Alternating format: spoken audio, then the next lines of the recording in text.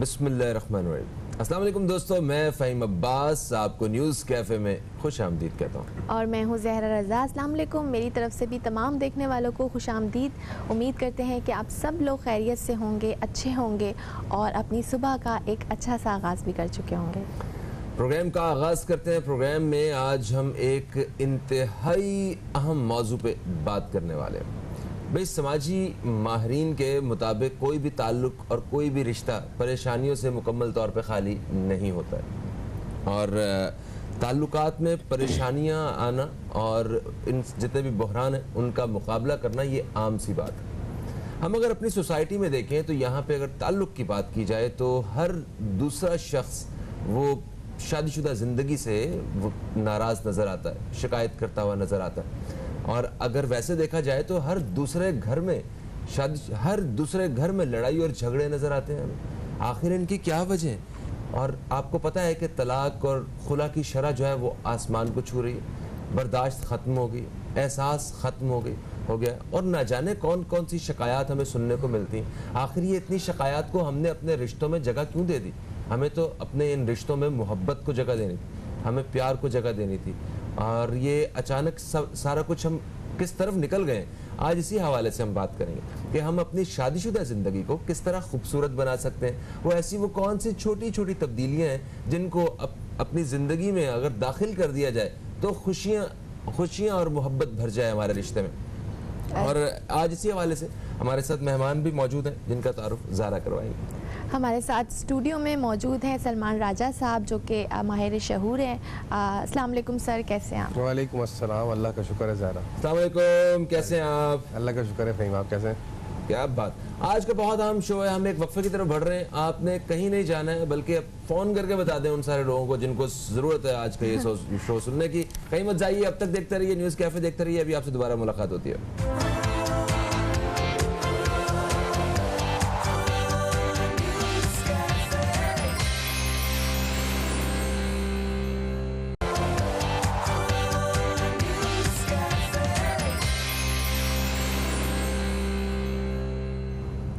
जी welcome back. एक break के बाद आपको फिर से न्यूज़ कैफ़े में खुश आमदीद करते हैं और आज का हमारा मौजू है खुशगवार शादीशुदा ज़िंदगी, यानी मैरिड लाइफ को आप अच्छा कैसे बना सकते हैं, खुशगवार कैसे बना सकते हैं। इस हवाले से आज हम अपने प्रोग्राम में बात करेंगे। सलमान राजा हमारे साथ मौजूद हैं।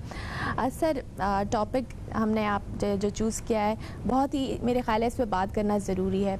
मियाँ बीवी एक ऐसा खूबसूरत रिश्ता है, इनफैक्ट ये कायनात का खल किया जाने वाला पहला रिश्ता है। इस रिश्ते में अगर मोहब्बत हो, सच्चाई हो और ईमानदारी हो तो मेरे ख्याल से ज़िंदगी बड़े ही पुरसुकून तरीके से गुजर सकती है। तो सर, अगर बेसिक्स की बात की जाए कि एक अच्छी मैरिड लाइफ गुजारने के लिए क्या बेसिक्स का होना ज़रूरी है, तो क्या कहेंगे? बिस्मिल्लाहिर्रहमानिर्रहीम। ज़रा देखें, हम उन एरियाज़ पे बात कर लेते हैं जिन पे लोग अमूमन बात नहीं करते।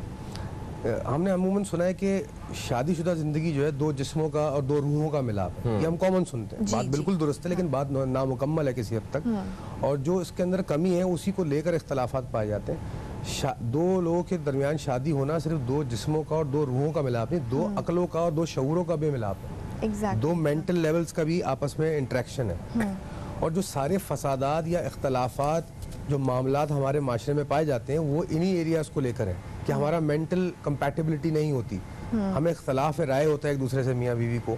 तो एक तो इस चीज़ को भी पहले एब्जॉर्ब करें हमारे माशरे में लोग कि भाई हम जब एक मर्द और एक औरत शादी कर रहे हैं तो वो उसका मेंटल लेवल भी इंटरेक्ट कर रहा है, मैच होना ज़रूरी है। सही है। हाँ। अब ये चीज़ समझने के लिए पहले हमें ये हकीकत जानना ज़रूरी है कि शादी की हकीकत क्या है। जी। शादी के फ़वाइद हम सब लोग सुनते हैं, शादी में के नुकसानात हम सब मजाक में उड़ाते हैं। उसका एक हमने क्लब बाकायदा बनाया हुआ है मजाक में लोगों ने आपस में, लेकिन हम ये गौर नहीं करते शादी की हकीकत क्या है। अब जब हम शादी की हकीकत को समझेंगे तो हम जब किसी चीज़ को बेहतर समझ लेते हैं तो उसके ऊपर अमल करने में हमें आसानी होती है। मैं अगर किसी चीज़ को समझता ही नहीं और उस पर फिर अमल करने की कोशिश करूँ तो डेफिनेटली वो मैं गलत रुख पर जाऊँगा। शादी की हकीकत ये है कि आप आसमान पर आपकी रूह जो है अल्लाह ताला ने वो दो टुकड़ों में तकसीम कर दी थी, जो कि दुनिया में आके वो टुकड़े जो है मिल गए आपस में। अच्छा। तो अगर इस रुख से, इस फ़लसफ़े से देखा जाए जो कि दीनी फ़लसफ़ा है, तो आपका शौहर या आपकी वाइफ जो है वो आपका बेटर हाफ या अदर हाफ है, जो आपको मुकम्मल करता है।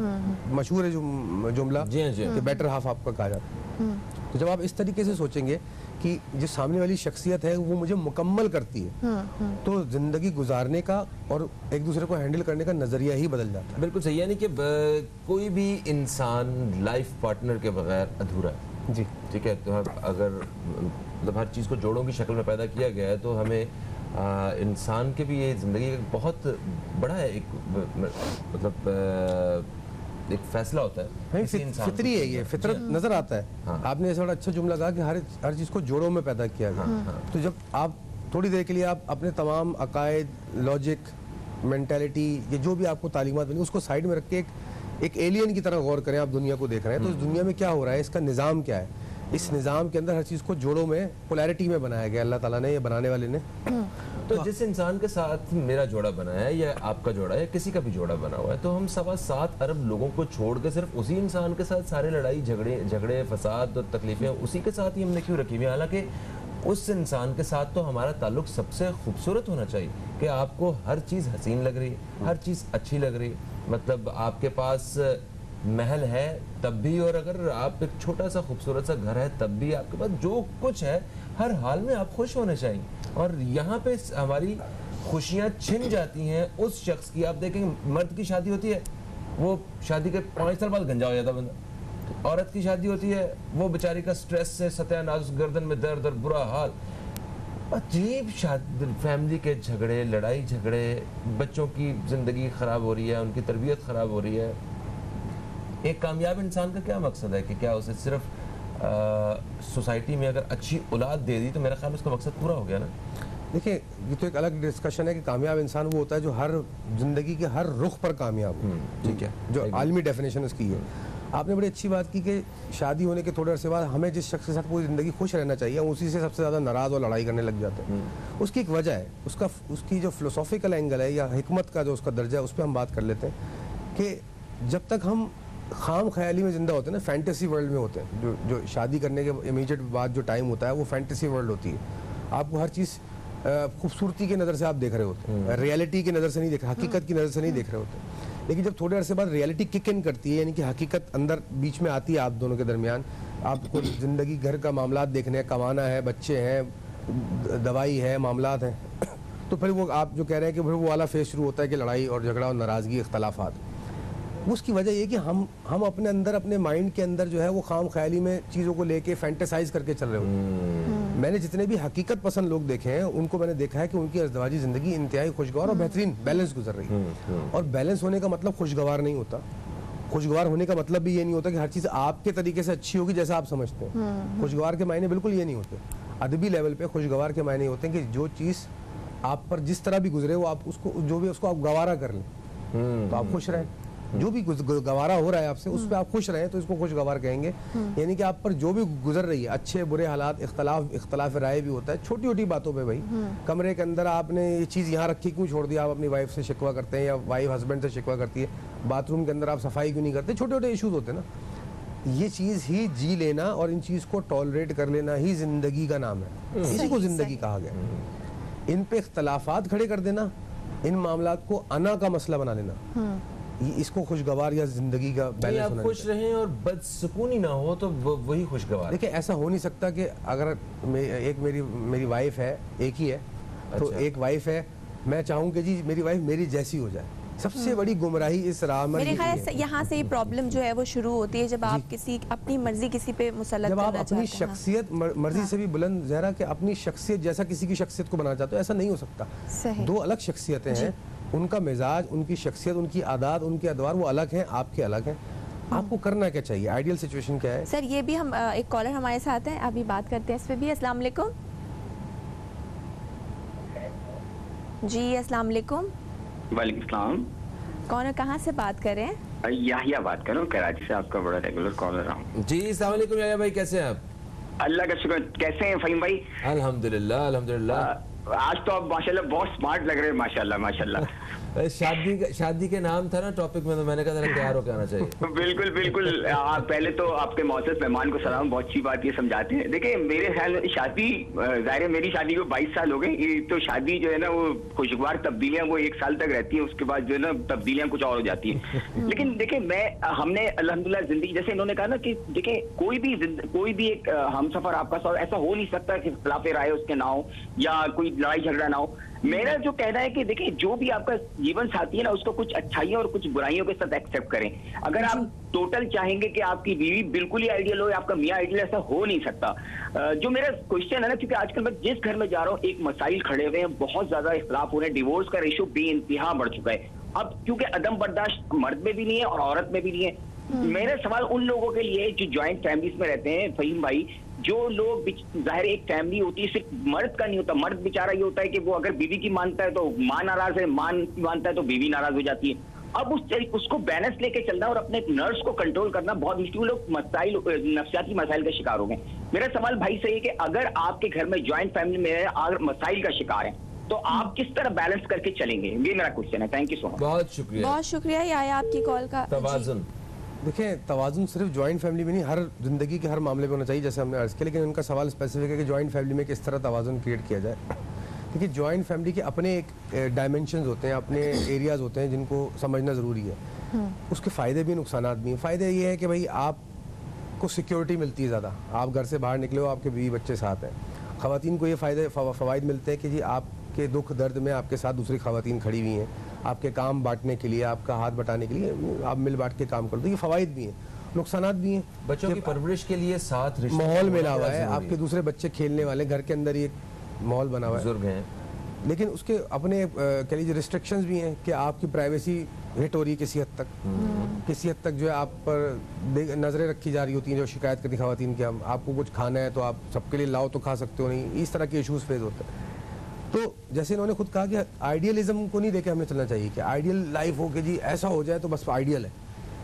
हर सिस्टम के अंदर, चाहे वो जॉइंट फैमिली सिस्टम हो, चाहे वो आप अलग रह रहे हैं घर अपने फैमिली के साथ, उसके प्रोज एंड कॉन्स यानी कि फ़वाइद और नुकसानात हैं, उन दोनों को लेकर और बैलेंस करके आपने लेके चलना है। अच्छा सर, फैमिलीज़ की जब हम बात करते हैं और मतलब एक और सवाल कि अगर हम शादी के लिए कोई फैमिली देख रहे हैं, उसका मतलब आपकी ज़बान जैसे उनकी सेम है या आपका जो मसलक है या आपकी जो एथनिसिटी है, जो इलाका है, अगर आप क्या समझते हैं कि सेम ज़बान या सेम सेक्ट के लोगों में अगर शादी करते हैं तो वो बेहतर होता है, अगर इससे हट के करते हैं तो भी इस तरह के मसाइल सामने आते हैं?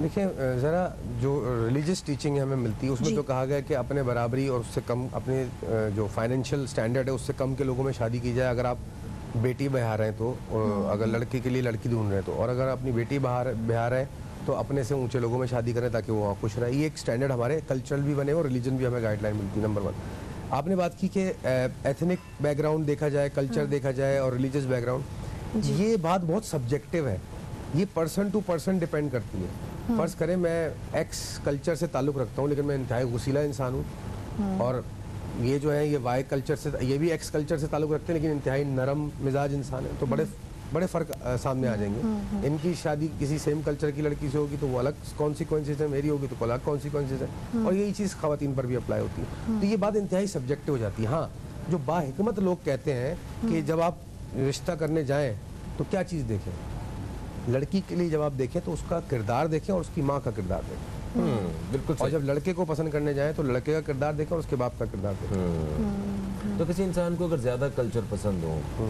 तो मुख्तलिफ कल्चर की ख़वातीन से शादी की जा सकती है। ये भी सब्जेक्टिव बात सवाल है। अच्छा, ये साहब जैसे कह रहे थे कि एक जॉइंट फैमिली के हवाले से बहुत से लोगों को बड़ा शदीद एतराज़ होता है कि जब कोई बेटा या कोई एक फैमिली का एक मेंबर जो है ना अलग घर में मूव हो जाता है, या जॉइंट ख़वातीन को बहुत ज़्यादा एतराज़ होता है इस बात पे, बहुत सी ख़वातीन को, कि जब वो जॉइंट फैमिली में जाके वापस आने की बात की जाती है। तो मेरा ख्याल है आइडियल तो इन दोनों में से कोई भी कंडीशन नहीं है। आइडियल तो वो आपने खुद बनानी है, हमने खुद बनानी है। वो खुशगवारी जो है वो एक अच्छी चीज़ है, वो तो खुद पैदा करनी है। रीन्यूअल जो है ये कितना ज़रूरी है, स्पेशली उन फैमिलीज़ के लिए जिनकी लड़ाई झगड़े या कोई इस तरह के मामला ख़राब चल रहे हैं, तो दोबारा से वो सारा कुछ एक दफ़ा बैठना, ओके ठीक है खत्म करो, दोबारा से शुरू करते हैं सब कुछ। भाई मैं आपकी इस बात पे तो आता हूँ, लेकिन अगर चाहे तो मैं पहले जॉइंट फैमिली सिस्टम वाले में एक बात अर्ज करता चलूँ, अगर आपकी इजाज़त हो तो। बिल्कुल मेरी इजाज़त है, मगर प्रोड्यूसर की इजाज़त नहीं है। समझ गए आप? जी जी समझ गया। एक ब्रेक के बाद दोबारा मुलाकात हो रही, कहीं मत जाइए, अब तक देखते रहिए न्यूज़ कैफे, देखते रहिए।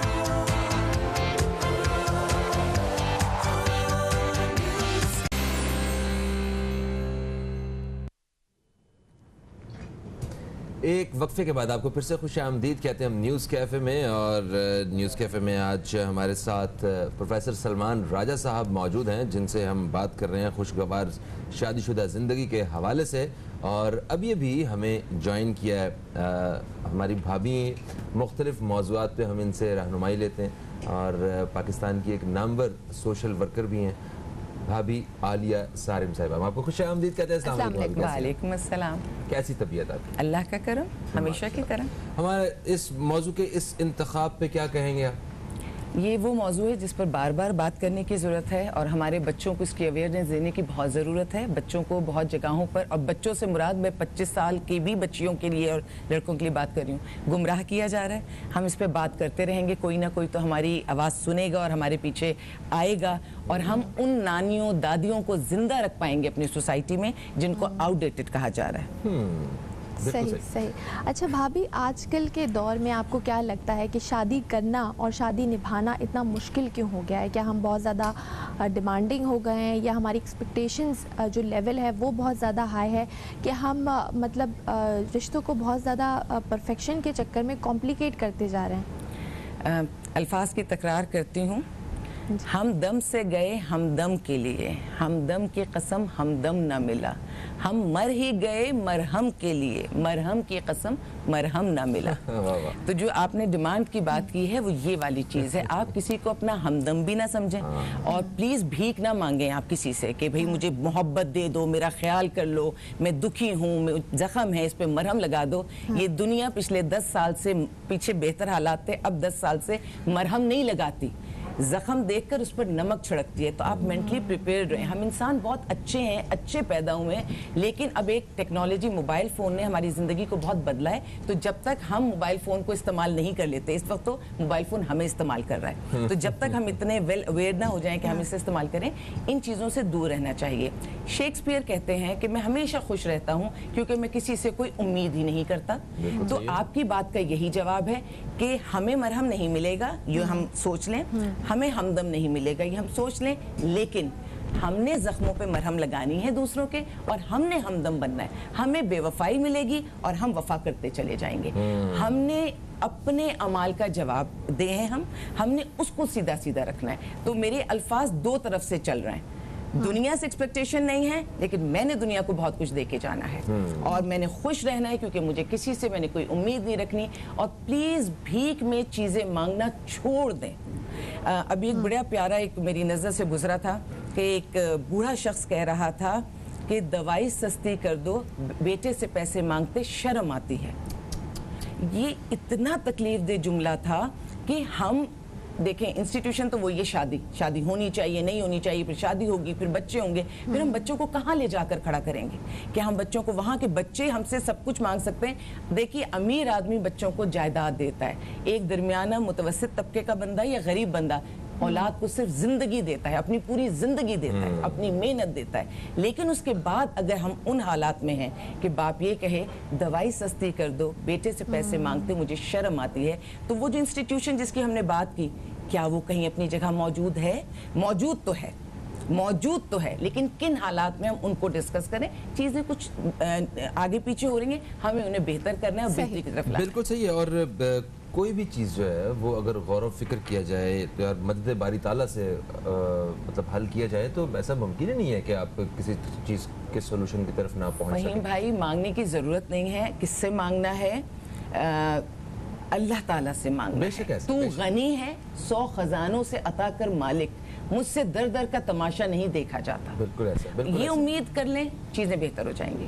तकिए पे बहाए हुए 2 आंसू जो है ना वो आपके लिए इतनी तकलीफ दे के जाते हैं, और वही अल्लाह ताला के सामने बहाए हुए 2 आंसू जो हैं वो सारी तकलीफ। 1% पानी है, 99% जज्बात जिस चीज में हो, और दुनिया जज्बात को नहीं समझ रही है इस वक्त। दुनिया कमर्शियलिज्म को समझ रही है, दुनिया पैसे को समझ रही है, तो फिर हम उन जज्बात को क्यों दिखाएं? अगर सामने वाला जज्बात को नहीं समझ रहा तो जज्बात वहां इजहार कीजिए जहां उनकी कीमत भी है। एग्जैक्टली। अच्छा सलमान भाई, हम वक्फे से पहले बात कर रहे थे जॉइंट फैमिली के हवाले से, अलग रहने के हवाले से, और इसी के साथ साथ मतलब हम उन जोड़ों का भी जिक्र कर रहे थे कि जो आपस में अच्छे ताल्लुकात जिनके नहीं हैं या लड़ाई झगड़े जिनके हो रहे हैं, तो रीन्यूअल जो है वो कितनी इंपॉर्टेंस रखता है? इन पहलुओं पर रोशनी डालिए। भाई देखें, पहले तो जॉइंट फैमिली सिस्टम पे बात कर लें। हमें फितरी तौर पे जो उसका फितरी हकीकत है जॉइंट फैमिली सिस्टम की, उसको समझना चाहिए। मैंने बहुत केसेस में देखा, लोग मेरे पास काउंसलिंग के लिए आते हैं कि हमारा जॉइंट फैमिली सिस्टम में इख्तलाफात हो रहे हैं, लड़ाई हो रही है, हमें अलग हो जाना चाहिए, नहीं होना चाहिए। देखें, अल्लाह ताला ने एक ख़ानदानी निज़ाम सिस्टम एक बनाया है। वो ये है कि आप, मेरे बच्चे जो हैं वो मेरी फैमिली है, मैं उनसे मिलता जुलता हूँ, मैं अपने बहन भाइयों से मिलता हूँ। एक टाइम आएगा मेरे बच्चे बड़े हो जाएंगे, मैं अपने बहन भाइयों से मिलता रहूँगा, लेकिन फिर मेरे बच्चों की शादी हो जाएंगी। अब मैं तो अपने बहन भाइयों से मिलता रहूं, लेकिन ये मेरे बच्चों पे फर्ज नहीं है, क्योंकि अब उनके अपने बहन भाई जो है वो बड़े हो गए, उनकी शादियां हो गई, वो खानदान बन गए। सही है। अब वो एक खानदान की तरह बिहेव कर रहा है, मैं अपने खानदान से अटैच हूँ। ये हमारा इस्लामिक या फैमिली सिस्टम, सोशल सिस्टम है, जो इस तरह डाइल्यूट होता है, वो नीचे आगे बढ़ता है। जब बच्चे बड़े हो गए, उनके बहन भाइयों की शादियां हो गई आपस में, मेरे बच्चों की, तो वो आपस में मिलना जुलना रखेंगे, मैं अपने बहन भाइयों से मिलना जुलना रखूंगा। फिर जब वो बच्चे हैं, उनके बच्चे बड़े हो जाएंगे, उनका फैमिली जो है वो खानदान बन जाएगी। तो this is how it goes. तो जब आपको लगे कि आपकी फैमिली खानदान बन चुकी है, तब आपको अलग चीज़ों को राह अलग कर लेनी चाहिए, और जब तक आप जॉइंट फैमिली सिस्टम में रह सकते हैं, इसके सबसे बड़े फ़वाइद हैं। बिल्कुल सही। दूसरी बात आपने अर्ज़ की कि जो जोड़े जो हैं जिनमें इख्तलाफात पैदा हो गए किसी भी बुनियाद की, वो बकौल फैज़ अहमद फैज़ के कुर्ब के ना वफा के होते हैं, सारे झगड़े अना के होते हैं। वक्त सारे ही अच्छे हैं, लेकिन बेहतरीन वक्त कुछ वक्त ऐसे जो दुआ के होते हैं। तो बहरहाल आपको ये गौर करना है कि आपकी अना या ईगो जो है वो कहाँ खड़ी हुई है दो लोगों के दरमियान। सारे जो घरेलू तबाहियाँ होती हैं, जितने भी मैंने केसेस स्टडी किए हैं, जो तलाक़ें होती हैं, उसके पीछे सिर्फ और सिर्फ अना खड़ी होती है। सही। अगर आप एक सेकंड के लिए, आपने जो लफ्ज़ यूज़ किया रिन्यूअल का, कि एक सेकंड के लिए अना को साइड में रखिए और झुकना सीख लीजिए या एक्सेप्ट करना सीख लीजिए। लाइफ में एक्सेप्टेंस का बहुत बड़ा रोल है, तो आपकी ज़िंदगी, आपकी अज़दवाजी ज़िंदगी वापस से खुशगवार और इस्तवार हो सकती है। सही। इख्तलाफ राय होती है, इख्तलाफ राय को इजमाए राय में तब्दील करना सीखिए। पंजाबी में कहते हैं मिट्टी पाओ। अच्छा सर, रिन्यूअल की हमने बात की। आलिया भाभी, हम लोग, हमारे यहाँ ये होता है कि हम शादी के बाद अपनी शादीशुदा लाइफ को कामयाब बनाने की कोशिश करते हैं।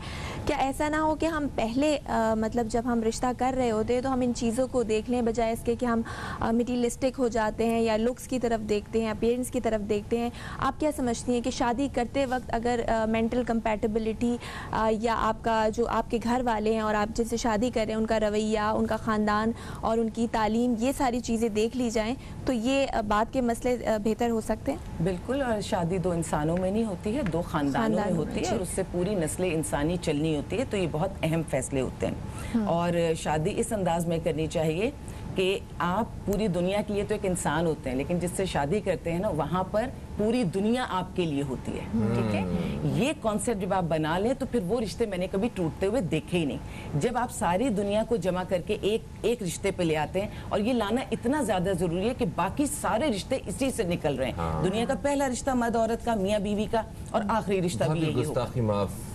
समझ गए होंगे। एक वक्फा दोस्तों, एक वक्फे के बाद आपकी खिदमत में दोबारा हाजिर हो रहे हैं, और भाभी यहीं से दोबारा हमें जो है ना वो रहनुमाई करेंगी। कहीं मत जाइए, अब तक देखते रहिए न्यूज़ कैफे, देखते रहिए।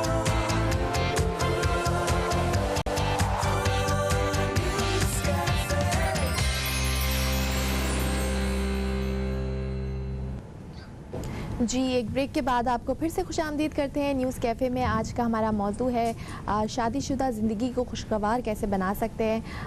हमारे साथ मेहमान मौजूद हैं, प्रोफेसर सलमान राजा हमारे साथ मौजूद हैं, और इनके साथ हमारे साथ मौजूद हैं आलिया सारिम, जो कि एक समाजी कारकुन है।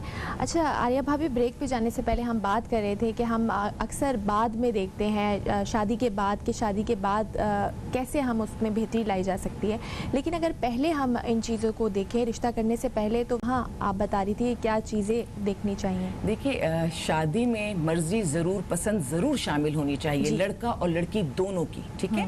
माँ बाप की रजामंदी हो, लेकिन वो जो एक फोर्स मैरिज है ना, वो अच्छा घर आमतौर से नहीं चला पाती, तो फोर्स मैरिज नहीं होनी चाहिए। माँ बाप सबसे पहले हैं, बेशक वो अरेंज हो मैरिज या लव मैरिज हो, दोनों सूरतों में माँ बाप की रजामंदी भी शामिल हो और मियाँ बीवी की भी।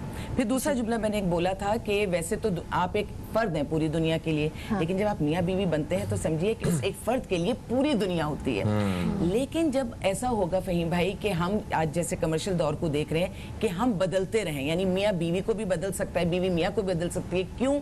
क्योंकि कमर्शियलिज्म है, पैसा आ जाए, आप शादी के बाद भी बेहतर अपॉर्चुनिटी ढूंढें, यानी औलाद पैदा हो जाए, फिर भी आप देखें कि आपके पास अगर कोई और आपको ऑफर करता है तो आप उसको अपॉर्चुनिटी ले लें। ये चीजें हम देख रहे हैं इस वक्त, हमारी शादियां क्यों टूट रही हैं, तलाकें क्यों हो रही हैं? क्योंकि जब हम ये सोचकर शादी नहीं करते कि बस ये हमने चुन लिया और हमने जिंदगी इसके साथ गुजारनी है। खुदा न खास्ता कोई हादसा होता है, कोई नाकामी होती है, वो अलग बात है, लेकिन बेहतर अपॉर्चुनिटी के लिए, बड़े घर के लिए, कि अमीर औरत मिल जाए या अमीर मर्द मिल जाए, या कोई कैरियर में सपोर्ट करने के लिए, आपको आगे ले जाने के लिए कोई मिल जाए, और उस वक्त आप अपना साथी बदल दें, अपना लाइफ पार्टनर बदल दें, या किसी और को भी शामिल कर लें, ज्यादती है। जिसमें मर्दों के हवाले से तो ये कहूंगे कि क्योंकि उनको 4 की इजाजत है, तो एक ऑप्शन बना लेते हैं कि हम साथ साथ रख सकते हैं, भले हम इंसाफ करें या ना करें, लेकिन हमें एक इजाजत है इंसाफ के साथ। अगर खवातीन की बात करूं तो उनके साथ एक मजबूरी है कि या तो उन्हें छोड़ना पड़ेगा पहले शौहर को, और या फिर उन्हें दोस्त के नाम पर किसी को रखना पड़ेगा। दोनों ही चीजें तकलीफदेह हैं। अपने मियाँ बीवी के साथ और बीवी मियाँ के साथ यूं बन के रहें, और खुदा न खास्ता कोई प्रॉब्लम होती है तो जैसे इज्जत से बनते हैं उसी तरह इज्जत से एक दूसरे से फासला करें, एक दूसरे को चीट ना करें, कोई किसी को चीट ना करे, तो हालात बेहतर होंगे। अल्फाज हम ऐसे ऐसे अदा कर लेते हैं, जबकि मैं समझती हूँ कि अल्फाज जो एक दफा अदा हो गए वो कभी भूले नहीं जाते, वो सिर्फ माफ किए जा सकते हैं, भूले नहीं जा सकते। तकलीफ कोई भी शख्स मियाँ बीवी में अपने आप को अगर मजबूत समझ के दूसरे को तकलीफ पहुंचाता है, तो तकलीफ ऐसे जैसे हम समंदर के किनारे पत्थर फेंकते हैं ना, पत्थर नीचे जाता है, हम समझते हैं हमने पत्थर फेंक दिया, आपको नहीं पता कि वो पत्थर नीचे नीचे नीचे कितना सफर तय करता है। तो जो तकलीफ हम दूसरे को देते हैं वो पलट कर हमारे पास कितनी तहों में जाकर आएगी ये हमें मालूम नहीं है। कभी छोटा सा कहा हुआ लफ्ज, छोटी सी कही हुई ऐसी हरकत हमें पलटकर बहुत बड़ी बन के नजर आती है। तो बहुत केयरफुल होना चाहिए, किसी को पत्थर मारने से पहले भी, अल्फाज अदा करने से पहले भी, पहले तोलो और फिर बोलो, वरना मुश्किल हो सकती है। बिल्कुल सही। अच्छा, बात हो रही थी कि शादी से पहले हम किन चीज़ों का ख्याल रखना चाहिए। तो शादी से पहले तो लड़का लड़की भी एक दूसरे की पसंद नापसंद के बारे में भी मुकम्मल तौर पे पता होता है कि नहीं आपको ये पसंद नहीं है, आपको वो पसंद है। आप एक दूसरे से प्यार से बात कर रहे हैं, आप एक्सप्रेस कर रहे हैं कि मैं तुमसे बहुत प्यार करता हूँ, मैं तारे तोड़ के ला दूंगा, मैं वो तोड़ के ला दूंगा, मैं ये कर दूंगा, वो कर दूंगा। शादी के बाद वो ऐसी कौन सी आदत हैं जिनको अगर अपना लिया जाए या जिनका ख्याल रखा जाए या ऐसे कोई उसूल की तरह उनको माना जाए तो हमारी ज़िंदगी जो है वो वाकई बड़ी खुशगवार हो सकती है। देखिए फ़हीम, यूनिवर्सल कानून तो है, मैं थोड़ा सा बोल्डली बोलूँगा आज कि यूनिवर्सल कानून तो ये है कि अल्लाह ताला ने औरत को हुस्न कायनात बनाया, तो एक्सेप्ट करें उसको। बिल्कुल सही है। और हुस्न कायनात की तारीफ करें, और जो हुस्न आपको अता किया अल्लाह ने बीवी की शक्ल में, उसकी तारीफ करें। काबिल सताइश है ये। तो कुल हुस्न कायनात तो उसकी बीवी हुई ना, होनी चाहिए। और बिल्कुल जायज़ हकीकी तारीफ करें। मुझसे अक्सर लोग पूछते हैं कि जी हम झूठी तारीफ करें तो हम अपनी बीवी को खुश कर देंगे। नहीं, झूठी तारीफ, जो उसके अंदर अल्लाह ने सलाहियत दी है उनकी तारीफ करें आप। अगर वो खाना अच्छे से बनाती है तो खाने की तारीफ करें, अगर वो देखने में जायज़ नज़र है उसकी तारीफ करें, उसकी कोई आदत अच्छी है तो उनकी तारीफ करें। जो भी अल्लाह ने उसको सलाहियतें दी हैं, जो भी अल्लाह ने उसको काबिल सताइश चीज़ दी, उसकी तारीफ करें। इंसान सताइश चाहता है, और पूरी दुनिया में किसी और की क्यों करेंगे जब आपकी सबसे करीबी शख्सियत वो है। तो सबसे पहली बात, खुशगवार अज़दवाजी ज़िंदगी के लिए आप एक दूसरे की दिल अफजाई करें, इज्जत अफजाई करें और तारीफ करें। दूसरी बात, छोटी छोटी चीज़ों का इजहार करना सीखें, अपनी ज़िंदगी में इजहार करें। आपको किसी चीज़ से इख्तलाफ है तो आप बता दीजिए कि जब आप ये चीज़ ऐसे होती है तो मुझे तकलीफ दे गुजरती है। इसको अना में और तंज में और चिड़चिड़ाहट में बोलना ज़रूरी तो नहीं है।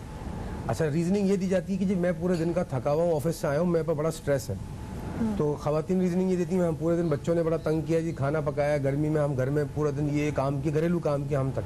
तो थके हुए तो दोनों अपनी जगह बराबर हैं, तो ये कोई जस्टिफिकेशन तो नहीं है एक दूसरे पे गुस्सा उतारने की। तो अगर इसी बात को हम पॉजिटिव लेके चलें या मुस्बत सोच के साथ चलें कि दोनों थके हुए तो दोनों के लिए एक दूसरे के लिए आराम की का सबब बने हम, तो चीज़ ही सिचुएशन ही अलग हो जाएगी। तो इसमें कोई कबाहत नहीं कि कभी आप अपनी वाइफ के लिए अपनी बीवी के लिए कुछ पका के उसको खिला दें, कभी उसकी तारीफ कर दें। वो पूरे आपको पूरा दिन अगर घर में बंद कर दिया जाए तो आप कैसा फील करेंगे? तो अगर वो नहीं, कहती है कि हमारी मुझे- सोसाइटी में ये बड़ा ही मायूब बात समझी जाती है। अगर हस्बैंड अपनी वाइफ के लिए कुछ बना रहा हो तो उसी के घर वाले जो ससुराल वाले होते हैं वो उसी को ताने हमारा देने दीन भी लगते इसकी इजाज़त हैं देता है, कि रसूल पाक गुलाम सल्लल्लाहु अलैहि वसल्लम गुलाम ने बन किया गए हो, इस तरह की बातें। इस हवाले से भी बात करेंगे। फिलहाल वक्त हो गया एक ब्रेक का, कहीं मत जाइएगा, मिलते हैं एक छोटी सी ब्रेक के बाद।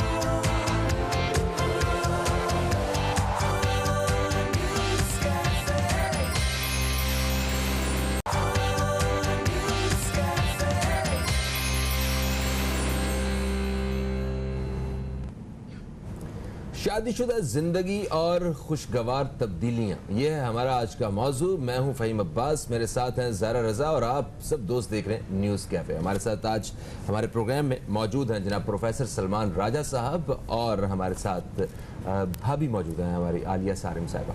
तो आलिया भाभी, आपसे आपकी तरफ बढ़ता हूँ। जिस तरह प्रोग्राम के आगाज़ में मैंने जिक्र किया, हमारे मेहमान उन्होंने जिक्र किया कि हमारे माशरे में तलाक और खुला की शरह जो है वो इतनी तेज़ी से बढ़ती जा रही है, जो कि सबके लिए ही तकलीफ दे, माशरे का फ़र्द होने की हैसियत से भी, और अगर आप उस किसी ख़ानदान का हिस्सा हैं तो आपके लिए तब भी ये बहुत ही तकलीफ़ की एक वजह है। इस तलाक और खुला की भी एक बहुत ही बड़ी वजह जो है ना वो है शक, और ये शक वाला जो जिन है इसको कैसे काबू किया जा सकता है, इस बारे में बताइएगा। एक तो बिला वजह का शक है और दूसरा जो वाकई कुछ दाल में कुछ थोड़ा सा काला होता है उसकी वजह से शक होता है। तो बहरहाल खैर ये जो मामलात हैं ये आपके ये किसी भी रिश्ते को जो है वो उस जानिब ले जाते हैं कि जो कोई भी नहीं चाहता, जो इवन हदीस पाक के मुताबिक भी नापसंदीदा तरीन एक अमल उस तरफ ले जाता है। तो प्लीज़ इस बारे में रहनुमाई कीजिए। देखिए, अगर केसेस शेल्टर पर आते हैं उसमें अगर मैं बात करूं तो मर्दों को शिकायत होती है कि मेरी बीवी ने शक किया, मेरे उससे चक्कर था और बीवी को उन्होंने छोड़ दिया, बेचारी बच्चों के साथ शेल्टर में आ गई। लेकिन मुझे तकलीफ उस वक्त होती है जब उसी लड़की उसी औरत से वो आदमी शादी कर लेता है जिससे शक किया जा रहा होता है। अब उसमें अगर आप पब्लिक की बात करें तो लोग कहते हैं मर्द को गुस्सा नहीं दिलाना चाहिए, मर्द जो काम नहीं कर रहा होता आप उसको गुस्सा दिला देते तो वो कर लेता है। ठीक है, मैं मानती हूँ जिद मर्द को नहीं, जिद तो किसी को भी नहीं दिलानी चाहिए, जिद दिलाएंगे तो काम होगा। लेकिन आप दूसरे एंड पे वो जो औरत बैठी हुई आप उसके बारे में भी सोचें। इस वक्त शक बड़े यकीन के साथ किया जाता है। वजह यह कि मोबाइल फोन ने जहाँ और बहुत सारी जिंदगियां खराब की हैं, नेगेटिव उसके जो इम्पैक्ट है, पॉजिटिव बहुत अच्छे, लेकिन जो नेगेटिव की हम बात करें तो उसमें एक चीज ये भी है, कहाँ बैठे हो, किससे बात कर रहे हो, लाइव वीडियो कॉल करो, मुझे जगह दिखाओ, ये करो। अच्छा, और फिर और बहुत सारे लोग जो हमारे आसपास होते हैं वो तस्वीरें और वीडियोस बना के वर्क प्लेस की या किसी भी जगह की, लेट सपोज आप कहीं खाने के लिए बैठे हैं तो वो ये तक दिखा देंगे कि पूरा ऑफिस बैठा है लेकिन आपकी बराबर वाली सीट में कौन बैठा हुआ है। अब ये सब चीजें जब बीवी के हाथ में आ जाएंगी तो शक वो ना भी करना चाहे तो दुनिया यकीन दिला देती है कि ऐसा है। उसमें अब मर्द औरत दोनों कमाने में लगे हुए, आपस में बातचीत नहीं कर रहे, बातचीत ना करने में पता ही नहीं चल रहा। अगर किसी गैर ने आप दखल अंदाजी की आपके रिश्ते में, आप फौरन बात कर लें तो कहते हैं मियां बीवी के बीच में ना बोलो, हम पिट जाएंगे, ये तो फिर एक हो जाएंगे, ये इतना मजबूत रिश्ता है। होता क्या है, शक पैदा हुआ, शक की गवाहियां मिल गई, शक के सबूत मिल गए, अब मियां बीवी बात नहीं कर रहे, अना में आ गए, फिर वो एक छोटी सी बात अना में बढ़ते बढ़ते कहीं से कहीं पहुंच जाएगी। अभी मैंने एक बात की कि हमारी औरतों को अल्लाह ताला नेक हिदायत दे, जो नेक हैं उनको और बेहतर करे और बाकियों को भी उस जुमरे में ले आए अल्लाह ताला, कि हमारी औरतों ने, मैंने आपको कहा कि जब तक वो एक शौहर के साथ हैं वो कानूनन, मजहबन, इखलाकन किसी भी हवाले से दूसरा नहीं कर सकती। मर्द के पास तो इजाजत है चार की। अब वो करती क्या है कि जब उन्हें बेहतर अपॉर्चुनिटी की एक तलाश या ख्वाहिश होती है, ये मखसूस औरतें हैं, ये बहुत कलील औरतें हैं, कहना इसलिए जरूरी है कि खुदा न खास्ता कहीं तादाद बढ़ ना जाए। वो क्या करती हैं कि फिर वो दोस्ती की मद में या वो सोचती हैं कि हमें प्रमोशन, हमें इंक्रीमेंट, हमें सब चीजें मिलेंगी जब हम अपने आप को इस तरह से लेकर चल सकेंगे। उसमें वो बहुत सारी वो चीजें कर जाती है जो उन्हें करनी ही नहीं चाहिए। वो शादीशुदा है, उनका घर है, उसमें वो अपना घर भी तोड़ती हैं, वो सामने वाले का घर भी तोड़ती है। मैं ऐसी औरतों को भी जानती हूँ जो अपने शौहरों से तलाक लेती हैं, और तलाक इसलिए नहीं लेती कि उन्होंने जुल्म किया होता है शौहरों ने, तलाक तलाक इसलिए लेती हैं कि इस शौहर से बेहतर पैसा, बेहतर अपॉर्चुनिटी शौहरत किसी और इंसान के पास है, और उस शरीफ का हक़े महर में या किसी भी हवाले से पैसा भी लेती हैं। वो पैसा लेके उसके बच्चों पर वो इस्तेमाल भी नहीं करती, वो पैसा लेके जिंदगी में आगे बढ़ जाती हैं अपनी ख्वाहिश, अपनी एक तस्कीन के लिए। हक महर औरत का हक है, उसको लेना चाहिए, लेकिन बच्चे आपकी बहुत बड़ी जिम्मेदारी है। तो मैं फिर एक बात कहूंगी, औरत बहुत मजबूत हस्ती है, औरत ने इस पूरे निजाम को संभाला हुआ है। आप उसकी शराफत की कदर करें, आप उसकी वफादारी की कदर करें। वो औरतें जो घर में बैठ के आपके पूरे निजाम को चला रहे हैं उनको बहुत इज्जत दें, जो बाहर भी काम करते हैं घर में उन्हें भी आप बहुत इज्जत दें। लेकिन मेरी सोसाइटी में वो खवातीन भी अब कहीं ना कहीं जन्म ले रही हैं जो अपना घर भी खराब करती हैं और दूसरे के घर में भी घुसती हैं। और मर्द के हवाले से एक बात कहूं जो आज सब सुन ले तो अच्छी ही बात है, मर्द चाहता है कि उसको बहुत बाला और बरतर बताया जाए। बीवी का इशू ये होता है कि वो आपको कई दफा फॉर ग्रांटेड कह लीजिए या फॉर ग्रांटेड नहीं है, अपना समझ लेती है, साथ ही समझती है। बाहर की जब कोई भी औरत आपको टारगेट करेगी तो वो टारगेट करने के बाद सबसे पहले आपको बहुत आपकी अच्छाइयां बड़ाइयां बता के झूठी तारीफें करके आपको आसमान पर बिठाएगी। दूसरा बार क्या करेगी, वो अपने आप को इंतहाई मजलूम दिखाएगी। ये दो काम करने के बाद मैं मजलूम हूं, मैं अच्छी हूं लेकिन मजलूम हूं, आप बहुत अच्छे हैं, आप मुझे बहुत अच्छे लगते हैं, तो फिर ये एकदम ये चीज मैच होना शुरू हो जाती है। इसी तरह अगर मैं मर्दों के हवाले देर पर नहीं होता है ये देर पा नहीं होता, और जब ये टूटता है तो यकीन जानिए उस औरत का घर भी टूटता है, इस मर्द का घर भी टूटता है। और जब वो औरत आपके घर में दाखिल होती है आपका बसा बसाया घर तोड़ती है, और ये औरत आपके साथ वफादार नहीं होती है। शादीशुदा औरत का चक्कर चलाना या उसका मैंने देखा है तलाकें आकर लेती है, और तलाक लेने का मकसद ये होता है कि पहले उन्होंने किसी के साथ अंडरस्टैंडिंग की हुई होती है, अपने बच्चे भी पहले शौहर के पास छोड़कर चली जाती हैं क्योंकि उन्होंने पैसा, शोहरत, वो चीजें। और जो बात मैं समझा रही हूँ ना कि औरत कार्ड अगर कोई नाजायज खेले, आपके दिमाग में उस वक्त घंटी बजनी चाहिए। और चीजों को बोलने पर औरत मर्द दोनों को, लेकिन औरत को बोलने पर बहुत महारत होती है।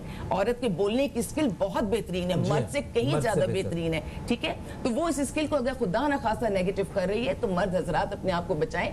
औरतें किसी भी नामहरम की तारीफ ना सुने, अपने लिए तोहफा ना एक्सेप्ट करें, तारीफ ना सुने, तोहफा ना एक्सेप्ट करें। गोल्ड और डायमंड्स का कुछ भी हो, चाहे आपका बॉस दे रहा हो, चाहे आपका कुलीग दे रहा हो, चाहे आपका पड़ोसी दे रहा हो, एक्सेप्ट ना करें। और मर्द, अगर कोई भी औरत किसी मर्द के पास जाके अपने मियाँ की बुराइयां करती है, मजलूम बनती है और उसको ये कहती है मेरी जान आप इससे छुड़वा दें, तो आप समझ लीजिए कि यहाँ पर भी कोई ना कोई ऐसा इशू हो सकता है। वक्त है कि आप किसी ऐसे प्रोफेशनल में, जैसे वकील को जरूर बताएगी, किसी सोशल वेलफेयर वाले को जरूर बताएगी, अपने बाप भाई को जरूर बताएगी। लेकिन कुछ औरतें जगह जगह अपने घर की बातें करती हैं, तो वो कोई अच्छी चीज नहीं है, उससे माशरे में नेगेटिविटी फैलती है। बिल्कुल।